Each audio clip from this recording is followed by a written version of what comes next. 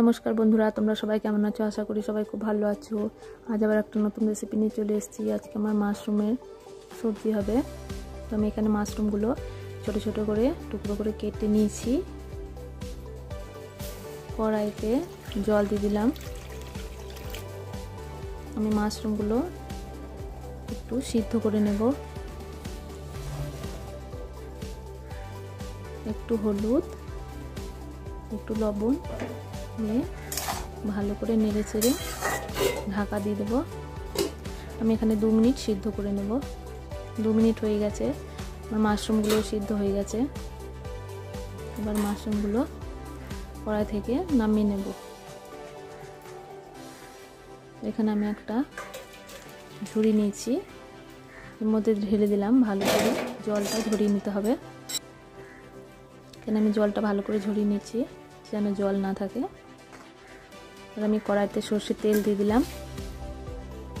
এবার মাশরুমগুলো একটু ভেজে নেব।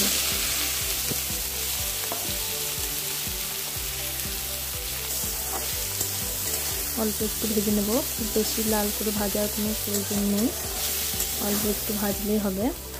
তো আমি এরকমভাবে ভেজে নিয়েছি, বেশি লাল করে ভাজি নেই। তো দেখুন এরকম হয়েছে। এবার তুলে নেব।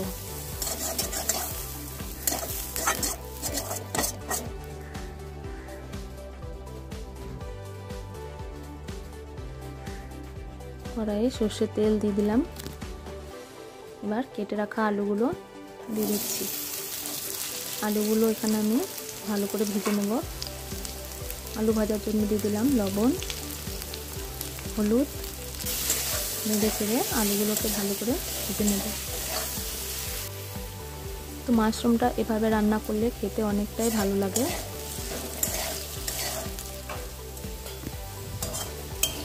আলু ভাজা হয়ে গেছে, আলুগুলো তুলে নেব।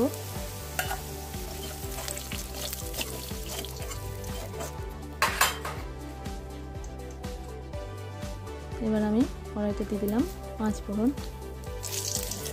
ফোড়ন ভাজা হয়ে গেছে। এবার দিয়ে দিচ্ছি পেঁয়াজ কুচি। পেঁয়াজগুলো ভালো করে লাল লাল করে ভেজে নিয়েছি।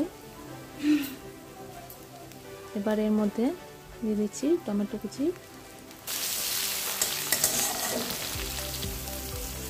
এবার দিয়ে দিচ্ছি লবণ, হলুদ, ভালো করে কষিয়ে নিতে হবে। আদা রসুন বাটা 1 চামচ,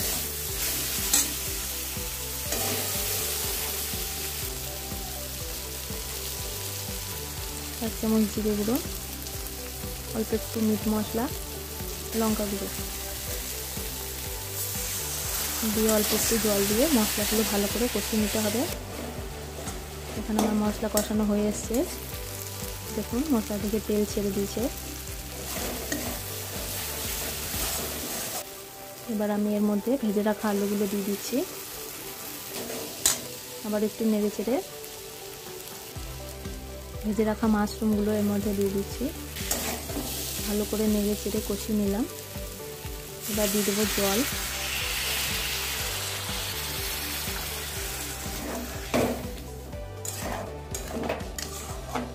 ভালো করে নেড়ে চেড়ে এবার আমি কিছুক্ষণের জন্য ঢাকা দিয়ে রাখবো। তো আমার এখানে রান্না প্রায় হয়ে এসছে। তো দেখুন এরকম হয়েছে, আলু ভালো মতো সিদ্ধ হয়ে গেছে। আমি এবার নামিয়ে নেব।